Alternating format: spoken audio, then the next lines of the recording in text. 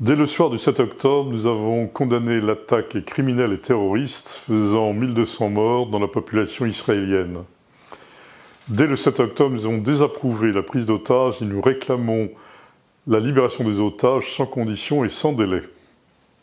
Pour autant, ce qui se passe à Gaza ne peut pas être accepté. Les buts de cette intervention militaire sont extrêmement flous. Elle ne permet pas la libération des otages. Bien au contraire, la libération des otages ne se fait que quand il y a une trêve dans le conflit. Cela ne parvient pas à éradiquer le Hamas. En revanche, cela bombarde, détruit la population civile. Cela empêche l'aide humanitaire de base de parvenir. La population est assoiffée et affamée. Des hôpitaux et des écoles sont bombardés, ainsi que des lieux de culte. Aucun observateur international ne peut vérifier ce qui se passe. On est vraiment dans une situation qui ne peut plus durer. Le conflit à Gaza doit s'arrêter.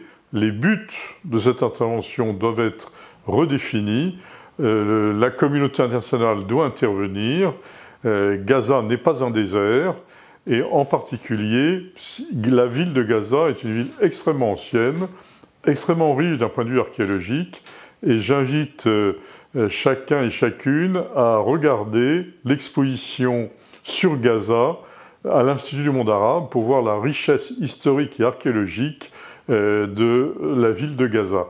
Ce n'est qu'un exemple pour montrer que Gaza n'est pas une propriété à acheter, à vendre ou à s'en emparer. Il faut un projet acceptable pour Gaza. C'est une question d'éthique, c'est une question de valeur, c'est une question de civilisation.